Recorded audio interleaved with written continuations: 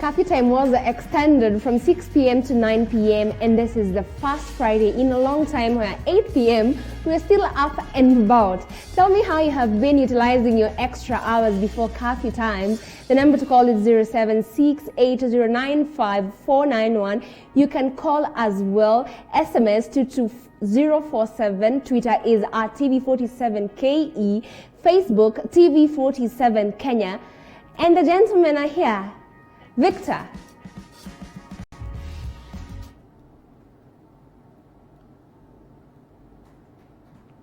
I can't seem to hear you, Victor. To load the bundles, kwanza. Inanda, yeah? It seems like Victor was not ready for the show. I don't know, maybe it's the rains and internet connection on his end. Victor was good throughout, but I don't know what happened on the way. But I hope he'll be back before we go a step further. All right, cool. Yes. How have you been? Been good. What's up? Yeah? What's up? Tonight we are. Thank you so much for taking the time to join us. Now, East African countries read the 2020-2021 budgets on Thursday, and we're all living way beyond our means. Uganda, which had the best debt ratio at 35%, now has a debt ratio above 50%. This is how the country's finance minister assured Ugandan residents. Told that will make this economy going behind. I want to assure you people and assure the country the economy is now on. Told that will make this economy going behind. I want to assure you people and assure the country the economy is now on. Victor, what happened? I lost power, but I've improvised. Ah, okay. The power went. The power went. Emmanuel. Allocated something for, compensation for Kenya Power kupoteza stima when I'm on air. Pretty disappointing. You know, someone told me that when it rains, Kenya Power lazima waanue stima isinyeshewe. Okay. Apparently, wameanua masaa mbaya. And we're talking about the budgets being read across East Africa, and we have realized we are all living way beyond our means. Do you feel like the economies of these countries, if the budgets are anything to go by, are as their minister describes on their way up? Victor? Oh, I'm sorry. I didn't get that. Oh, all right. I am asking if you feel like the economies of East Africa are on an upward or a downward trajectory. Where are we headed with our budgets being funded by debt?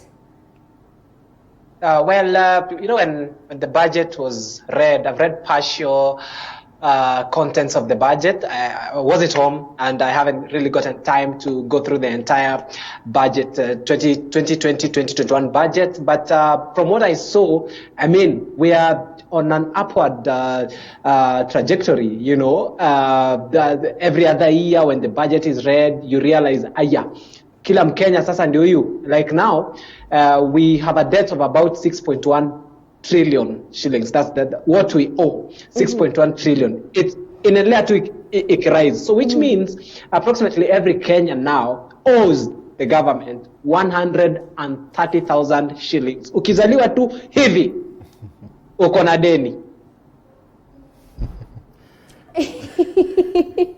Well, Emmanuel, I feel like with the introduction of digital tax, the Kenyan government in particular is just trying to fill that hole in our budget to avoid borrowing so much. But I'm wondering why netizens have taken it so negatively. Why are we so against the digital tax?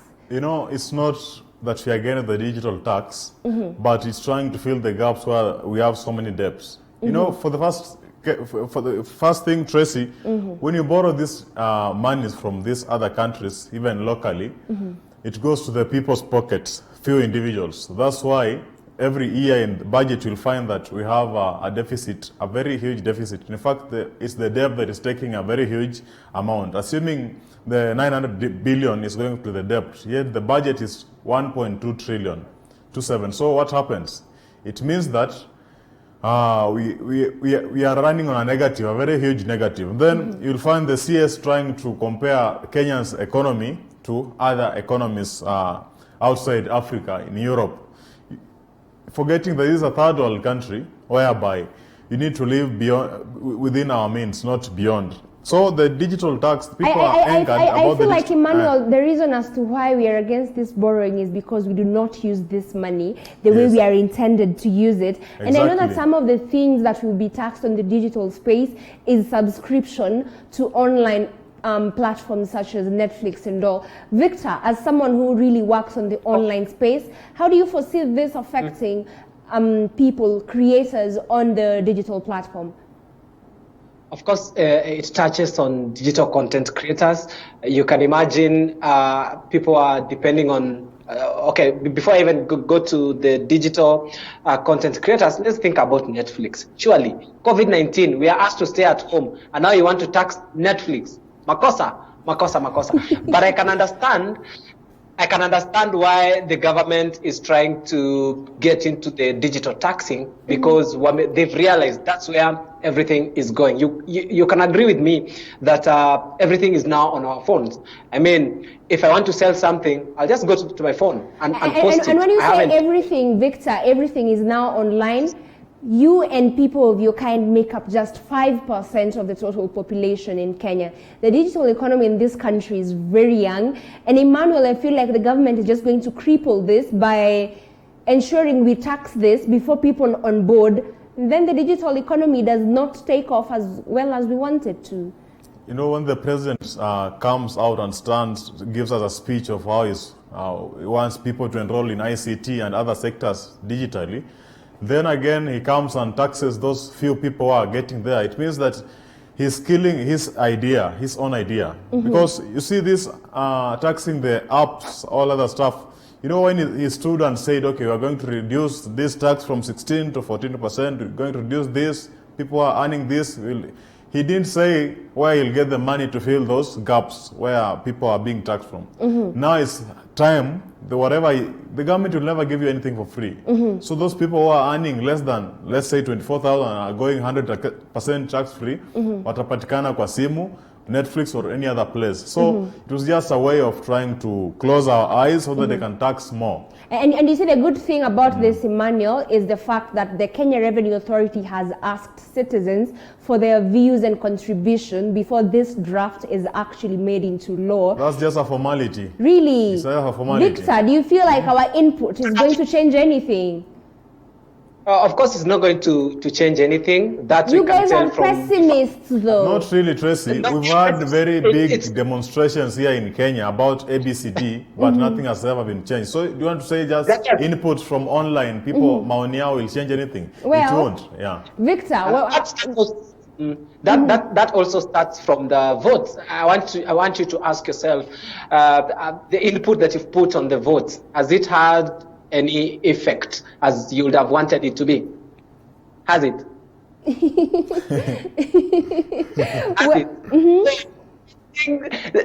I agree with what Emmanuel is saying. Even if they are going to have this draft that they are going to seek opinions from its citizens, it's just a formality. It's just to spend more and say, you know, we had this committee. This committee was entitled, was given the mandate of seeking these opinions from people. We spent 1 billion on this committee. I am telling you, a committee to collect taxes using more of the taxes, yeah? Exactly. Yes, that's the something. Well, I feel like since the day we saw patriotism tax being rolled out in Emmanuel, the fact that whether or not you have made profits on your business, you're required to give a certain gross percentage to the government. I feel like that is where we realize we are on our own, and these new taxes, I hope we will be able to actualize and pay, because if we don't pay these taxes, Emmanuel, the Bible says we give to Caesar what belongs to him. Is he taking both what belongs to him and what doesn't? He takes both. The government is taking both because they've used a very good word, patriotism. It's like blackmailing people, robbing someone and blackmailing that particular person. You've not made any profit, but you have to be taxed. So what are they taxing? There's a lot of chain around you that is being taxed over the losses you've made. Then it's called patriotism. So it's just a way of using the patriotism way to try and do it, to try and snatch you more, because even the same Bible have said, inasema yule akona kidogo atanyang'anywa yote, but the one who has more will be added more. Maybe our government are serious Christians. They are following this laws to the letter, yeah. But what really caught my eye, Victor, is the fact that the price of cooking gas is set to go up. Nairobians, how will we survive? Maybe the people in the villages there will use firewood and all. Then what happens to people who do not have options than to use cooking gas? Then what happens? I think now landlords now must start building houses with a provision of a jiko, because most of the houses unakataza usiwashe jiko. Ndio sasa turudi kwa makaa kidogo. I think even the charcoal business needs some boost. So sasa wacha turudi kwa makaa kidogo, because now taxing the gas yenye tunatumia kupika, and nowadays, by the way, if you've realized, easy gas ni kama wajazi. So it's like you're getting 13 kg gas, but ndani ni 7. So tunaumia saidi, wananchi tunaumia saidi. So wacha tu and again, we don't want to go back to the charcoal because we want to preserve what? Miti. Yeah, so and you know, one of the points, Victor, that really came out clearly is when you tax essential items. Emmanuel, what happens when we tax these essential items? When you tax these items, people will will go for another option, option B. Like Victor said, now we'll start hearing cases of where bushes are being destroyed just to make charcoal. You know, you have cartels here, will go to Somalia and get illegal charcoal, then come and sell it here. So the gas will be at very high price. No one will be buying the gas, only a few people. The people will go for an alternative. We were with you when we watched a certain clip where someone was saying the government some years back, the keg was 20 shillings. So it went ahead and increased the keg from 20 to 40 shillings. So the keg was Emmanuel, you watched that, or it's a commodity you use, the keg? Yeah. So after it was taxed, the Kenyans, the normal Mwananchi, who used to consume the keg, went and for the other option of changa. So you find that people have evaded this option. Then the tax that was targeted to be raised from that keg, it didn't even reach halfway. So you find the government doesn't have the priorities. I don't know who is advising it, but it just wakes up one day, no consultation. It does consultation after it has already passed the particular thing that they want to pass. So I don't think it will go down well, because if you look even at the kerosene, assuming you want to use kerosene, right now the price of kerosene in Kenya, 1 liter is more than the price of diesel. You see, it's easier you can afford diesel than kerosene. So still, it won't be an option for the people. So I don't think it's a good thing, but it's just a misplaced priority, which will misfire, because we saw the price of fuel. Emmanuel, when you speak of misplaced priorities, I feel like the government at this point has no friends. Pensioners are also said to take home less money. Coronavirus is after them now, the government, and we are wondering. I thought our government was friendly to the old people, giving them jobs and all. Victor, what happened? What changed here?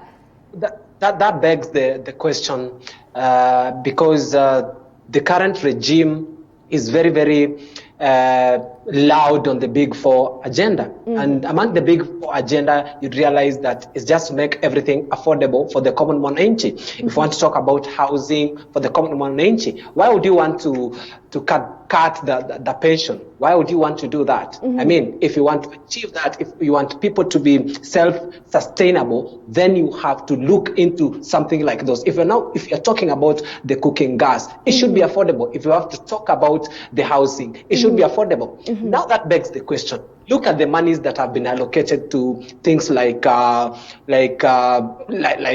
sorry, things like BBI. Then we ask ourselves, is this something that we need right now as a country? Is it urgent?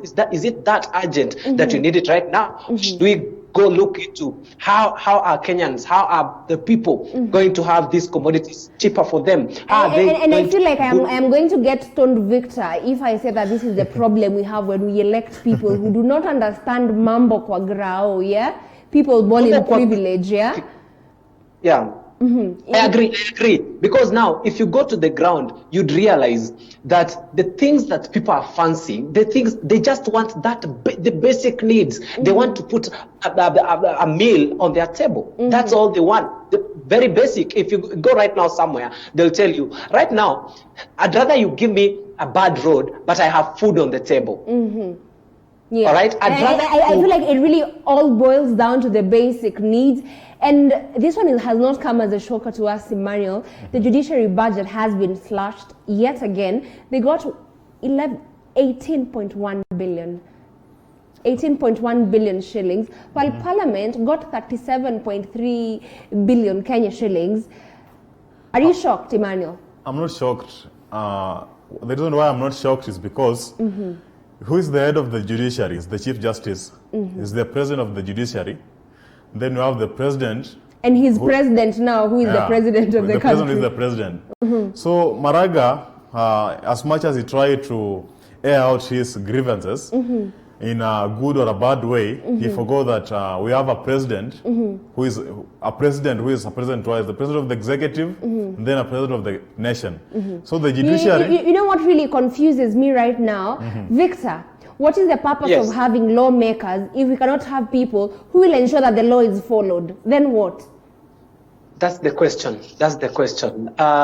You see, the judiciary has been struggling. When you look at it, Maraga has been raising these issues way before. He is saying that the judiciary has been frustrated by what he calls the executive. You know, I don't want to get deeper. I don't want to, be arrested tomorrow. The family to look after. But if there's something that must be empowered, is the judiciary, because that is where the wrongs are corrected. That is where people are being prosecuted. Those people who are doing wrongs in the society. Look at the corruption cases. Sayu kiba pesa. I can loot 10 million. I'll be taken to court today. My case will be heard after 30 years. I have invested the money. I have built whatever I have built. Niambiwe sasa lipa hiyo pesa lipa. So I'm able to pay it. Yeah. So when you look at it, even slashing the amount, I believe maybe the press conference the Chief Justice had might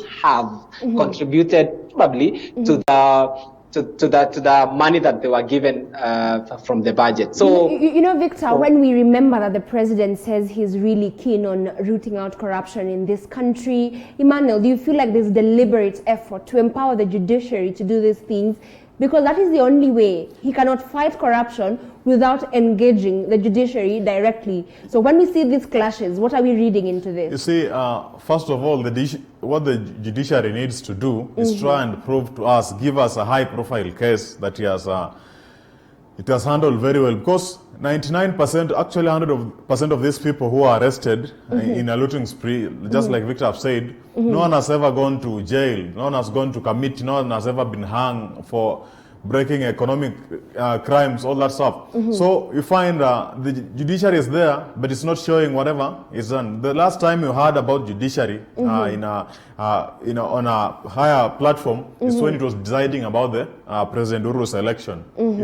That was just once in 10 years. So it has not shown that it can prosecute people, but it is either giving out bail, saying these people have their rights, all this stuff.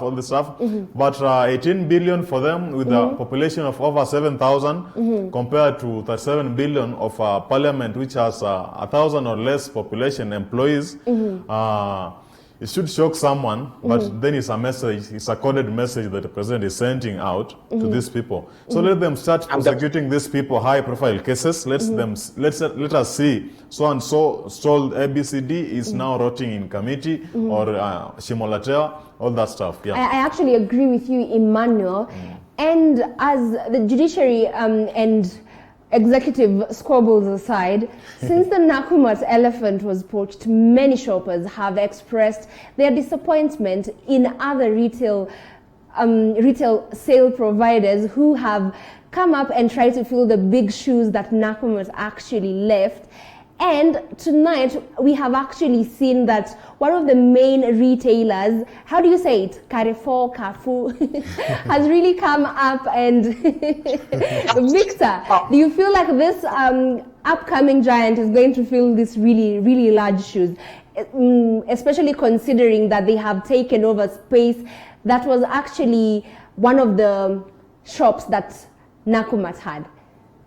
Well, when I looked at the space they took from Nakumatt at Nakumatt Junction, you can tell that these are serious people. It is well facilitated. It is well stocked. The way they are handling even the payments, you can tell that they picked up from the standards that Nakumatt had set. You can agree with me that when Nakumatt was the giant, I mean, that's where the who and who's would go to shop. In fact, most of the time when you walked into Nakumatt, it's the only supermarket you'd find Wazungus inside. You don't remember finding Wazungus in Uchumi and Taskis. So that tells you, and even the things, the stuff they were selling, they were serious stuff. They could import stuff. When you look at the furniture, when you looked at the electronics, they were really high-end things. And when you look at Carrefour, they've started off very well. I walked into the Carrefour where Nakumatt Mega used to be. I can tell you, these are serious. They are fitting into the shoes, and we hope they keep up. All right. Emmanuel, I feel like before we actually weigh in on whether they will keep up, or as people, Victor's age say, kama watawezana. I feel like we are missing the fact that online today, this retailer was trending and they were being accused of not giving the space for Kenyans to actually lead. We saw their management is really pretty much comprised of white people. What do you make of this? You know, it's not a Kenyan business. It's from French. So, and they know Kenya very well. They've heard about Kenya. You know, before they established their business here, they read the history of this businesses in Kenya. Just like you've said, we had giants, we had Nakumatt, we had Uchumi, we had Ibrahim supermarkets, but they are going down. It seems that this retail business in Kenya keeps on depreciating in value. One giant comes, dies, another one is poached, all that stuff. So them having whites only as in the top brass management, it really shows how these people don't trust us. Remember, it's the same country, French, where we got our IBC servers, and they never came to Kenya.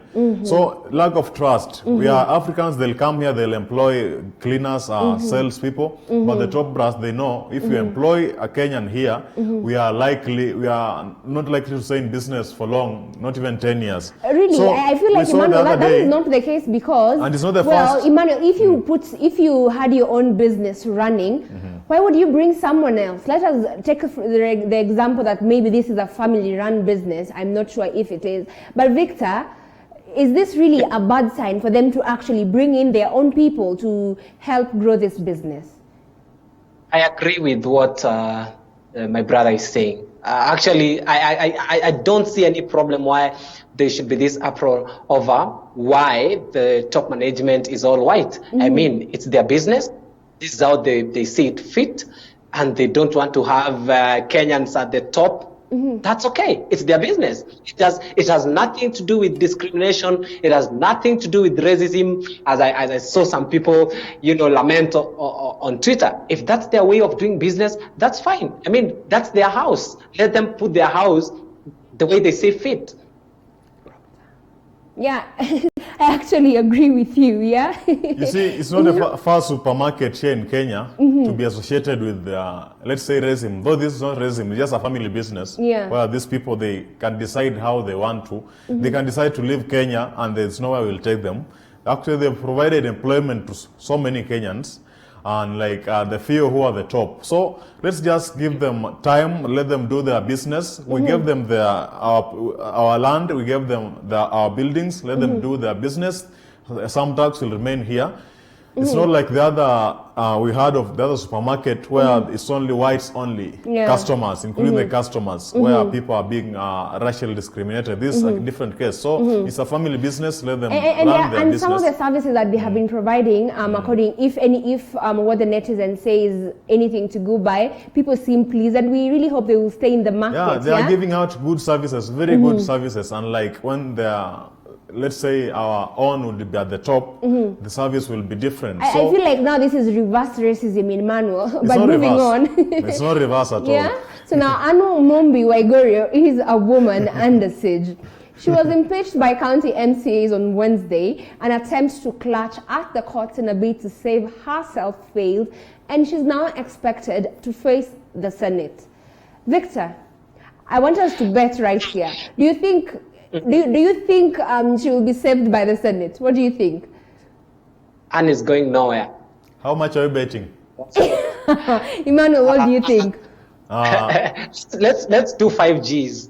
The economy is bad. Let's do 5Gs. Maybe I'm saying Anne is going nowhere, and I'll give you reasons why. First, because she's a supporter of BBI. We've seen the people who are supporting BBI have been saved. And when you speak on BBI, I actually saw that COTU leader, Francis Atwoli, was saying that she should not be impeached because of BBI, and I am thinking, what has that got to do with service delivery? Emmanuel, is she staying or is she going First away? of all, people say Waiguru has 9 lives.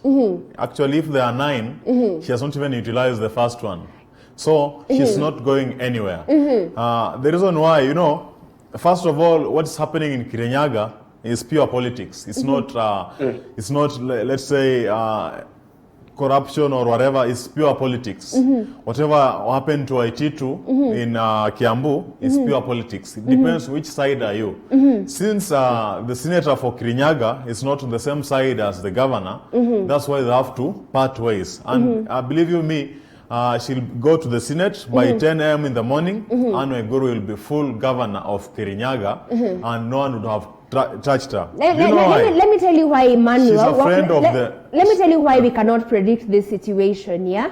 We have seen the likes of Martin Wambora being able to clutch at their positions Wambora's case is repeatedly. different. The man has 30 lives, leave alone 9. And then there was Waititu, who we didn't see it coming, and then boom. He has no life. Waititu had no life. He just had one life and lost it. Victor, what do you think will be the reason why that she's asked to stay? Remember that Kirinyaga MCAs accuse her of gross misconduct. They accuse her of abuse of office. Apparently, allegedly, she has also flouted the tendering rules in the county. What would make her stay? I don't have the facts, but from what the senators are saying, the MCAs are saying, it sounds true. I mean, we've associated Anne Waiguru with the NYS scandal. You saw how all that played out. And when we have a case like this, which has actually happened before, then as a Kenyan, I feel like it could be true. But now, as Emmanuel said, she's going to be saved by 10 a.m. 10 a.m. is late, Emmanuel. By Sambili Asubui, wakifungua tu hivi Senate in 10 minutes, she's the full governor of and Kirinyaga. Emmanuel, is this why, Victor, to cut you short, do you think, Emmanuel, this is why that there is need to constitute a special committee just to be able to hear her case as opposed to facing all the senators at the National Senate? You see that special committee you're talking about, it will be constituted. Actually, it's in place. It will be put in place. And, you speak like you're an insider. No, I'm not an insider, but I'm just telling what will happen. Politics is predictable. You see, the Speaker of the Senate must dance to the tunes. You've seen recently when Irungu Kangata was cleaning the house, Irungu Kangata just a chief whip, not a majority leader, just a chief whip. And then we have now the Speaker of the Senate. You saw the way he read Murkomen's fate just in few minutes, like 2-3 minutes, then it was sealed. They went ahead saying, constitution, the law, but it was sealed. Right now, Waiguru has gone there. She will be saved. Do you know why? She's friendly to the state. She's friendly to state, the deep state and the normal state. And we saw her a long time ago when she went to Capitol Hill. And you know who stays at Capitol Hill. When you go there, you have to be sanitized. She was sanitized a long time ago, even before Corona came. So you see, then again, whatever the issues the MCS have been raising in Kirinyaga, you find that some MCS in most counties, some of them behave like school children, high school children. They have to hold their governors by the neck. We want this trip. If the governor is against that trip, okay, you lack integrity, then you have to be impeached. We've seen it so many. That's why Wambora has been surviving. We saw Kivuta Kibwana in is it Makueni or yes, Makueni. He was fed up with this MCS. He told Uhuru, look here, I need you to dissolve this county, or we go back to the election. They turned down. So Waiguru, she'll be saved by 10 a.m. just like I've told you, and she survived so many. NOS was so big. Until she went to the court she took some people to court about the same. She was never prosecuted. Some people withdrew the cases. So this is just a drop in the ocean. Yeah, I think we can just wait and see how it plays. I feel like politics is a very dirty game. And while you say it's predictable, Emmanuel, it actually might not be predictable. We can bet on that. Victor said 5 I see the years. problem is you guys are making me sad because we cannot bet because you guys agree because I was to become the treasurer. So now moving on, yeah? It seems like it is a transfer window in Kenya. Politics before 2022 season sets in. Tanga defections continue, with Ketu Waruguru being the latest DP ally to desert the camp. Is this the end of the road, Emmanuel, for the deputy president? It seems like he's cornered left, right, and center. Did you say Ketu Waruguru?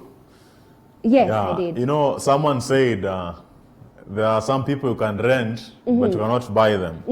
So it seems that the landlord for Ketu Waruguru has run out of cash to continue paying rent. That's why Ketu Waruguru has decided to join the other side. She has gone to Upper Hill, Capitol Hill, and she's been sanitized. She's now clean. Okay, Victor, So, do you feel like this is the end of Tanga? We have seen more politicians defect and actually come out to support Uhuru Raila handshake. Is this the end of the road for? Yeah, they say you will know your friends when you become broke, and you see the budget already has given the president and his deputy pesa wanagawara na Raila amepewa 50 point something million, so lazima ufike Capitol Hill, you sanitize yourself, maana kuna kakitu hapo. So but anyway, it's not the end of Tanga. It's not the end of Tanga, I believe, but now starting to see where they would be. They've started to see like 2022 is out of the of question. If it is not then the end of Tanga, watu wawache kutanga, Sindo Emmanuel. Because seeing people today, you wake up, you're in this camp, and then tomorrow you're in the other camp, and what do you stand for? Tanga-tangering just to save their lives. Ketu Waruguru just saved hers. You don't know what was ahead of her. You saw how Narok Senator Ledama jumped the ship and came back home. You are not shocked, yeah? His kinsmen are known for high jumps. So, jumping. So you see, first of all, the Tanga camp, immediately after 2017 election, they went all over the country. They held so many rallies, so many of them, until the people started believing Tanga is taking the way. Then it came BBI, where they were cornered, they were forced to support the BBI since the boss, the president, was on the BBI. So the BBI took the wheel, then it diluted whatever Tanga was doing. Now, before Tanga came, it replied, there came COVID. No rallies, no nothing. Now, this COVID, we've had so many Tanga, Wakinyoroshwa, we've had Murkomen, went. The likes of Moses Kuria, everyone who was there, they've been neutralized. Now, the ground is not theirs. You see the way the president is speaking, the way he's talking it very tough. Some of them have been complaining on social media. I've seen, okay, we went there, whatever we were told, we'll never go back there again. So I think it's the end of the road. Seeing they didn't read the books, the 48 laws of power, vizuri. Now it's their time. So I don't know how they'll resurrect. Well, I feel like if there's someone who actually has the 9 lives, yeah, like those of Akata is the DP, I know he will emerge somewhere. No, he's never survived. He's a survivor. He's a survivor. Not He has really. been there, Emmanuel, since the 90s. The 90s, who put him there? It's Nyayo. Eh? And He the was a man is friend no of longer Nyayo. here. So, yeah, let's see Well, how it's also a wait-and-see situation anyway. He's a good politician. He knows how to survive. But when you don't have the deep state in your pocket, you cannot survive at the top level. Maybe right. gubernatorial, senator, MCS, yeah. But We you will cannot see what survive. happens. Yeah. Now, Bahati seems to be unlucky with netizens. Trolls were at it again after he unveiled a new hairstyle, which many felt resembles the coronavirus. Can the man do no right, though? Victor, if this new hairstyle is anything to go... Well, what is wrong with this hair? You know, Bahati has always been on the wrong side of online trolls. Whatever he does, you remember the other day, he wore a dress, everyone was on his neck, and now this. In fact, people are likening his hairstyle na jogo. You know, a white jogo, alafu unajua ile inakuanga ni pink. But I feel like it's time probably people stopped trolling Bahati. Let the boy live his life, let the boy enjoy. Everyone has a perception about him. There are those people who say, hey, are you really a Christian? Okay. Victor, it's Bahati who is seeking the attention of the people. Really? Assuming he had not done the corona style or the jogo, that the way of saying But who will be trolling Emmanuel, it now? was not meant to be we have actually done a story on the corona hairstyle, and this is not what it looks like, you know? It looks similar. It looks What? similar to that. Really? Yeah, But it one looks of the similar. people online trolling him. No, I don't troll anyone because I know when it backfires, you'll be the one on the crying It will end. be That's bad. why Victor is trying to play safe on the Bahati issue. But I know off air he'll tell you the truth. He'll tell you his honest opinion about Bahati, other than what he have said. He have told us. But I think it's his own business. People should mind their own businesses. You know, some of our grandparents stayed for long because they were minding their own businesses. So about Bahati, Willie Paul has done it and he's received it. Now he's used to it. So Bahati is just trying to try and keep what was in the house, Anna. Really? Well, I don't know Well, how the people true or is- not the true people that who- is. Yes, Huh? Victor. I was saying there are people who thrive in wanting to be talked about. There are those people who say, hey, Maze, today I want to come up with a scandal. I want people to talk about me. I want to be trending on Twitter. So they'll do all those crazy stuffs. And I believe Bahati is among the latter. Exactly. Now you're Well, saying if that now is that's true, if there are opinion. people who live off attention like this, I feel like I should give them some of the numbers of doctors on my phone. Yeah, they actually need urgent help. Yeah. Now, people who also need help are PlayStation fans who have been flooding our timelines with pictures of the newly unveiled PS5. I am yet to understand this craze. Is gaming that big worldwide, Victor? What is the craze with PS5? I'm telling you, gaming is a big deal, especially in European countries. Gaming is a big deal. We have gaming competitions that happen there. So that's why when you see a new, for example, Sony is unveiling a new PlayStation 5, and you're looking at how it's looking like, and even the price itself, you can understand why it's such a craze out there. There are people who even gamble in the game world. So I think it's only in Kenya where probably because of affordability, that's why gaming is not so promiscuous as it is in other countries. But PlayStation 5, I looked at it and I'm like, wow, what are the two kids? The biggest problem is, a lot of young men feel like they cannot afford this, and we have repeatedly spoken about our young girls and the way they follow sugar daddies for